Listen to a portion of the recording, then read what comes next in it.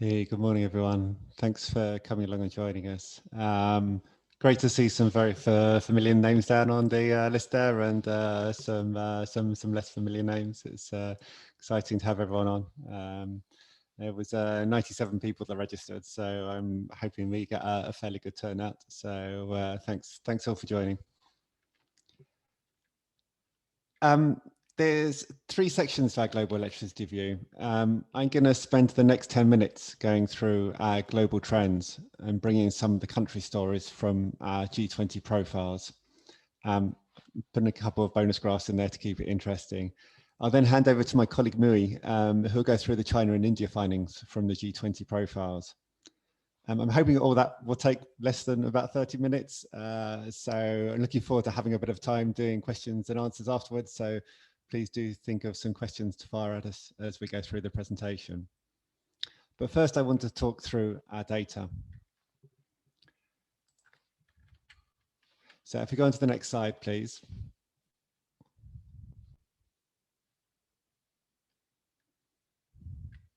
So this annual report analyzes electricity data from every country in the world to give the first accurate view of the global electricity transition in 2020. The coverage is split into three. So we've got G20 profiles, which give an in-depth country analysis, and those G20 countries comprise about 84% of the world's electricity generation. So it gives a pretty good coverage. And then there's a whole load more countries on top of that for which we've got 2020 data. And from that, we form a view on world generation as well. And that covers a large part of the rest of the world. And then underneath that, we then have countries, a data for every country for the rest of the world up to 2019 within our data set.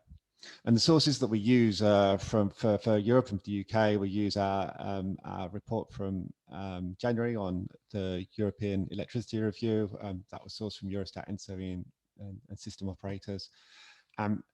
We also use national sources for China, so CEC and MBS, for India for CEA, and for the US for EIA. And then for most other countries, we're using EIA data. They have an international data browser that runs through with data until 2019. It's got aggregated thermal generation, which is a bit annoying. So we've disaggregated that ourselves into coal, gas, and oil. And then for 2020, for some of those countries, we've also used national sources to build on top of that so that we have a consistent data set through to 2020 for as many countries as we can. And if we go to the next slide, this is just a screenshot of Data Explorer. I don't know, Megan, if you can put the link into there for the Data Explorer. It'd be great if people want to check out their own country and some of the graphics we've done in there, visualized through Tableau. And if you go on to the next slide, there's also a big data download button at the top, and you can download that data to do whatever you want with them. By the end of Monday, we launched the report on Monday. By the end of Monday, we'd already seen quite a few people actually start playing with the data themselves and pulling out their own conclusions and their own analysis of that data set, which is really exciting, and one of the reasons why we wanted to do this project in the first place. So if we go on to the next slide, we'll see the 5 key findings that we found from the analysis. So firstly, the pandemic paused electricity demand growth in 2020. During the most extreme lockdowns, when all the offices, shops, and much of industry were closed, electricity demand was down by as much as 20% in some countries. But most lockdowns were not that harsh or lasted that long, and electricity was needed in our lives as much the same way as before the pandemic. Whereas oil demand, for example, fell by 9% last year as we stopped moving around, we still used almost as much electricity as we did in 2020 as we did in 2019. Wind and solar generation showed resilient growth in 2020. In fact, they rose by 15% to generate almost a tenth of global electricity. And that's double what they produced in 2015. Wind and solar are at last transforming how we get our electricity. And wind and solar helped push coal to a record fall. Coal fell a record 4% in 2020. And it's the first time that wind and solar have so obviously reduced coal use at a global level. China was the only G20 country in 2020 with an increase in coal generation. Electricity demand continued its unprecedented growth in China, and despite massive clean electricity investment meeting much of that, coal generation was also needed to fill some of that gap. And our final key finding was that even with the pandemic, global power sector emissions were still higher in 2020 than they were in 2015 when the Paris Climate Agreement was agreed. Coal generation was only slightly lower, and fossil gas generation was 12% higher. And that's because clean electricity growth didn't keep pace with electricity demand growth. So if we first take a look on the next slide at the overall changes at a global level in 2020, you can see the two biggest changes in 2020 was that rise of 15% in wind and solar generation, and that fall of 4% in coal generation. And that's over 300 terawatt hours of coal generation replaced with wind and solar, which is more than the UK's entire electricity production last year. This change dwarfed all other changes to electricity in 2020. Nuclear generation fell 4%, while hydro generation rose 3% due to wetter conditions in China, EU, and Russia. Gas and oil generation registered a very small fall.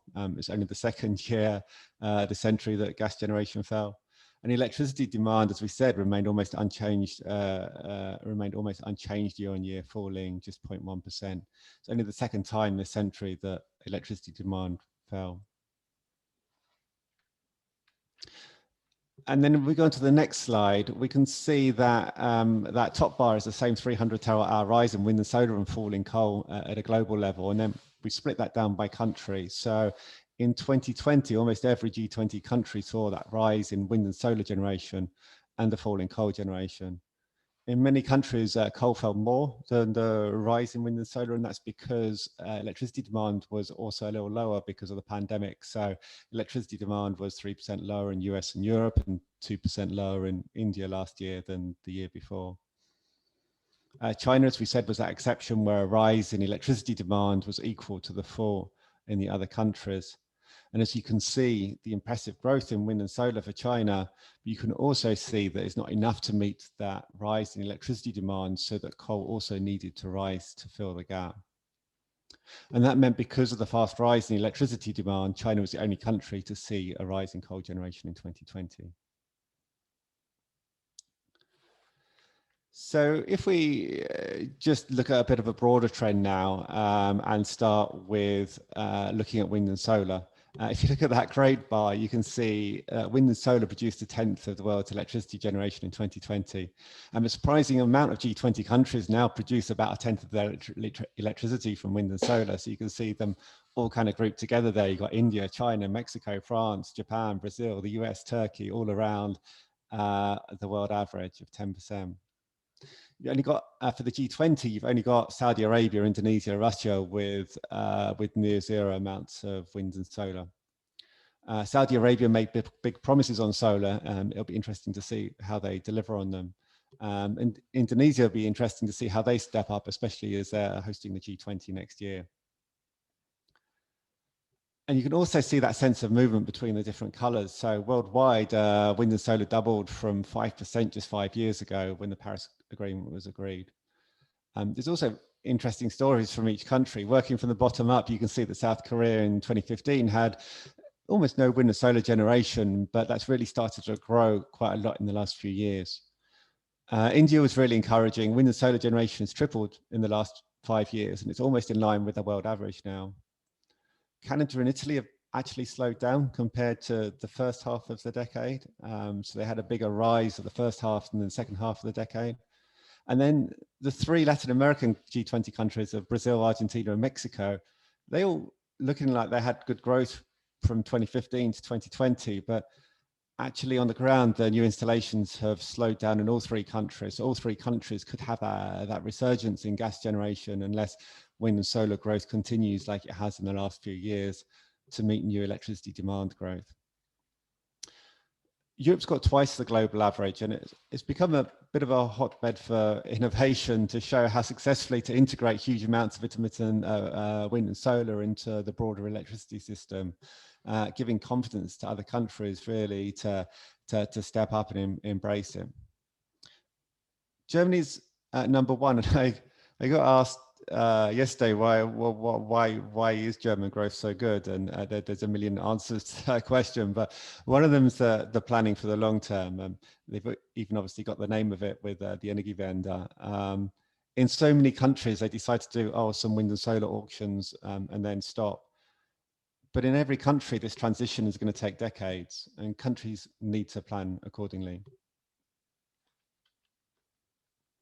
So if we go on to the next slide, we can see what the total world electricity mix looks like. And if you look at that wedge in bright green here, as we saw from the last slide, you can see that wind and solar doubled its share in 5 years from 5% to 10%. And there's also been a mirror fall in coal's market share from 38% down to 34%.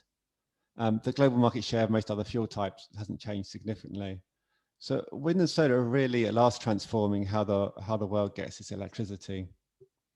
And in purple, at the top, you can see nuclear generation. And this year in 2021, wind and solar are likely to grow again. So that for the first time, they're likely to generate more of the world's electricity than all of the world's nuclear power plants. So if we go on to the next slide, we can see that breakdown, that change in market share by country across the last 5 years. So to take just one example, India, the market share of wind and solar rose 4 percentage points from 4% to 8% of total electricity. Meanwhile, coal fell by 6 percentage points from 76% of India's electricity to, from 76% to 70%. And they're pretty big changes for just 5 years. And then if we go on to the next slide, of course, when you look at market share, you miss out on the fact that electricity demand rose very quickly in many Asian countries. So although coal's market share fell, the absolute coal generation in many countries actually rose. For the world as a whole, on that top bar, you can see in black that the coal generation has barely changed. In fact, it's only fallen by 1% in the pandemic year compared to 2015. And gas in the generation in that grey bar, that's grown by 12% over the last 5 years. So that means that there's more electricity that came from fossil fuels in 2020 than in 2015. And power sector emissions were around 2% higher. And that's because clean electricity didn't keep up with electricity demand growth. So fossil generation was needed to meet that gap, to meet demand. And let's go through some of the country stories. You can start at China, and you can see that electricity demand grows so much in the last 5 years that, and we'll hear more from Mui speak after me, but it rose more than India's entire 2020 electricity generation demand in 5 years. And China's been building lots of new nuclear, new hydro, loads and loads of wind and solar, a little bioenergy, a little gas generation, and still coal generation needed to rise to meet that demand.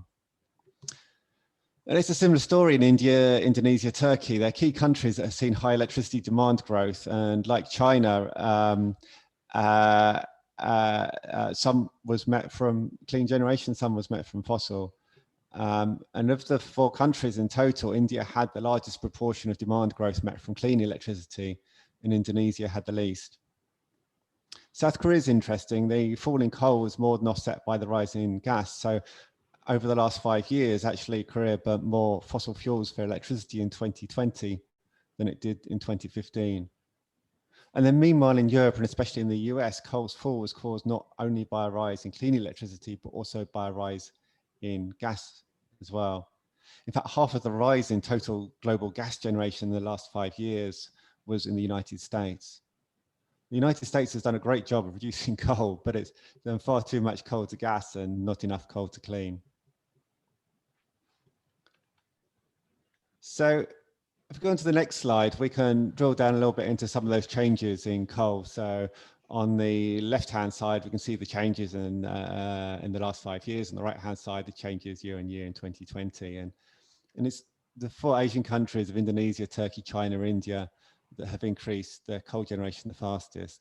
And that's been offsetting the fall in coal generation in other countries. And you can see many OECD countries are seeing coal collapse. So in the EU, coal generation was almost half the level of what it was in 2015. And the US was not far behind. And then smaller, more recent falls have happened in Japan, South Korea, Australia, Canada, and Mexico. So if we move on to the next chart, that again shows coal, but this time it's coal generation and it's split by region. So if we start with the trajectory of where we need to go to, that blue bar shows global unabated coal generation must collapse by around 80% this decade. That number's from the IEA's initial net zero 2050 pathway scenario, but it's also consistent with most of the IPCC 1.5 degree scenarios as well. And that means annual falls of somewhere in the region of around 14% a year. So as OECD countries have been reducing coal and Asian countries have been increasing, that share of coal generation has moved, and now 77% of the world's coal generation is in Asia. And in China alone, it's increased its share of global coal generation from 44% to 53% in just half a decade. So all eyes are now on how quickly that the world can reduce coal generation. And it's so important because around 30% of global CO2 emissions come from just from coal-fired electricity generation. So you can take kind of two approaches to what happened in 2020. You can say coal fell a record 4%, great. If you take the glass half empty approach, you can say we got a global pandemic and coal only fell by 4%, and that's nowhere near the annual falls that we need. I'm an optimist, but without doubt, the electricity transition is going nowhere near as fast as where we need it to go to get to 1.5 degrees. And what's more, now in 2021, electricity demand is rising again, and we can still see that clean electricity isn't being built quick enough to keep coal falling. And in fact, coal generation is already higher so far this year in China and India and the US than when the pandemic started. And if we go on to the next slide, it's not just about coal. So the bar at the top is a world generation split, and 34% of the world's electricity came from coal, but also 27% came from gas and to some extent from oil generation. So in total, that's 61% of the world's electricity that still came from fossil fuels in 2020. Saudi Arabia has almost all of its electricity from gas and oil. It doesn't have the nuclear and hydro generation, and it's surprisingly, it's yet to start building solar at any scale.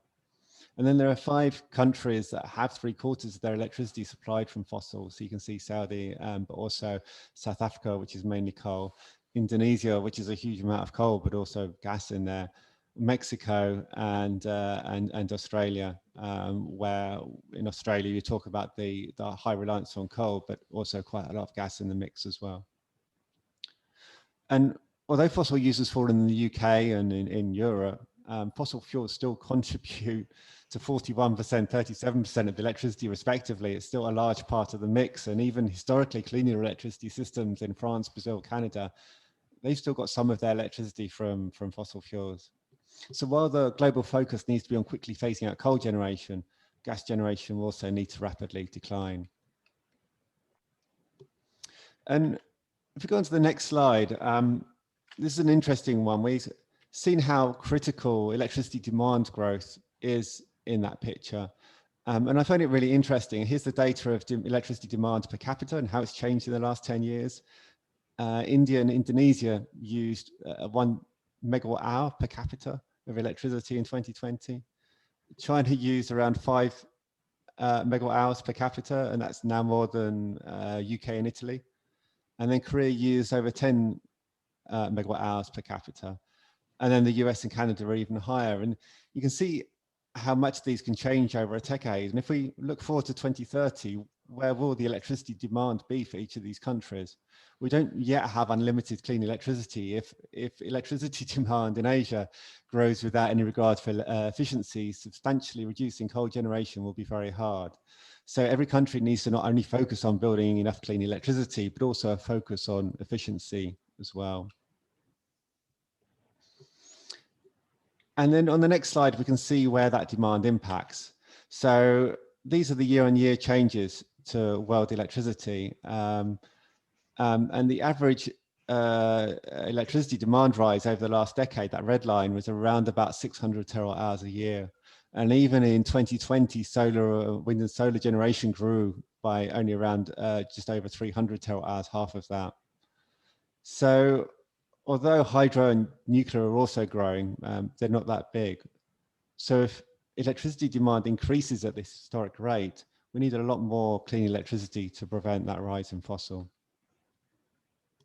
And if you go on to the next slide, we can see that electricity generation going out to 2030, of course, we expect electricity demand, that red line, to grow even faster than the historic rate. We'll need more electricity as the electrification picks up to power cars, heat our homes, and create hydrogen for industry.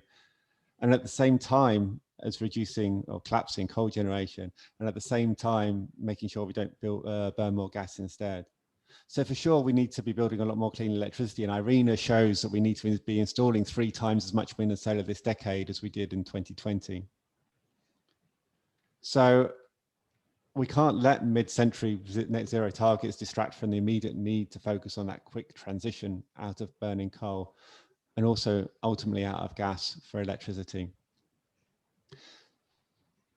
So that's my presentation. I now want to hand over to Mui, who will go through the deep dive on China and India. Thanks, Dave. And morning, evening, everyone. Thank you for joining us. And Phil, please move to the next slide, please. The following one.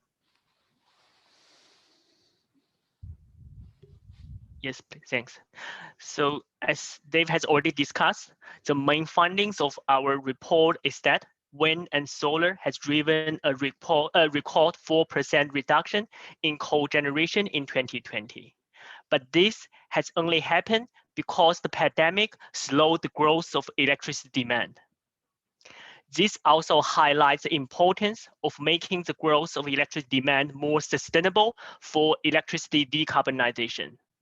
So I'm going to provide some additional details from China and India to substantiate this viewpoint. So as shown in this figure, as Dave has already discussed, wind and solar generate 10% of the global electricity last year. And as we can see from this figure, of this 10%, 30% was from China, rising from almost negligible in the late 2000s. This means that China's growth of wind and solar generation has outpaced most other major world economies, including the United States and the major European countries. Next slide, please. Not only wind and solar, generation from all other low carbon energy sources has also expanded in China significantly over the past few years. For example, as we can see from this figure, generation from hydro, bioenergy, and other renewables has more than doubled from about 700 terawatt-hour in 2010 to almost 1,500 terawatt-hour in 2020.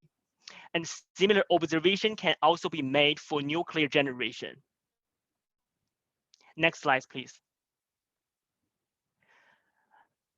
China's repeat expansion of low carbon electricity generation has only slowed the growth of coal generation because of the fast growing demand.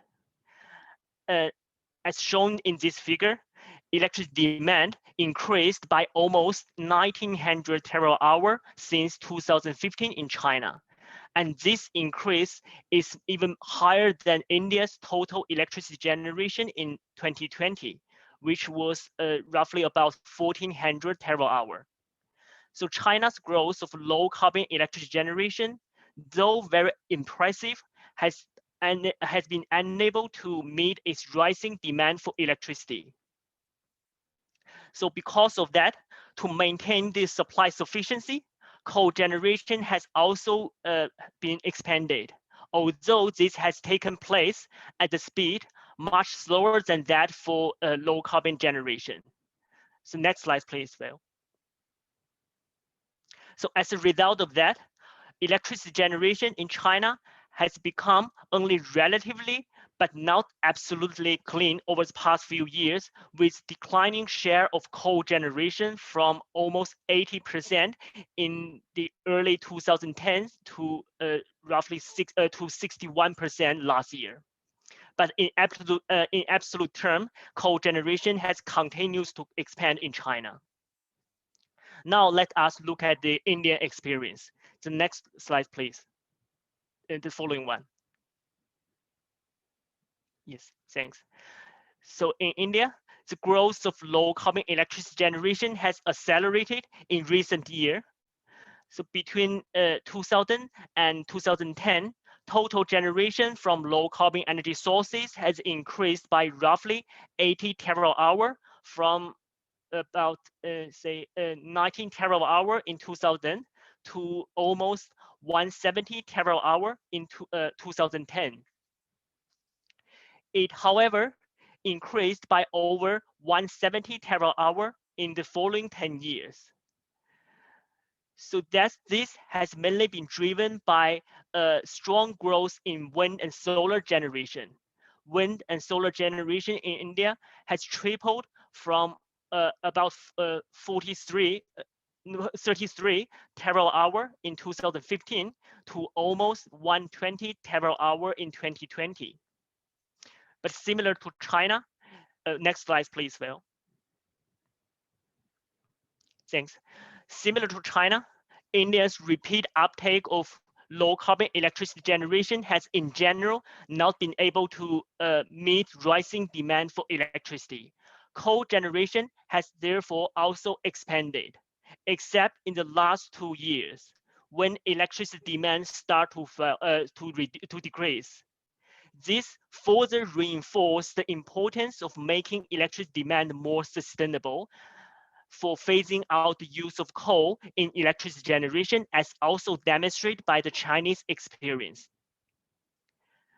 So in summary, to decarbonize the electricity industry, it's not only about phasing out the use of coal and other fossil fuels, it's also about making the growth of electricity demand more sustainable, because this will make the phase out of the use of fossil fuel in electricity generation much easier. Thanks, that's my presentation, thank you.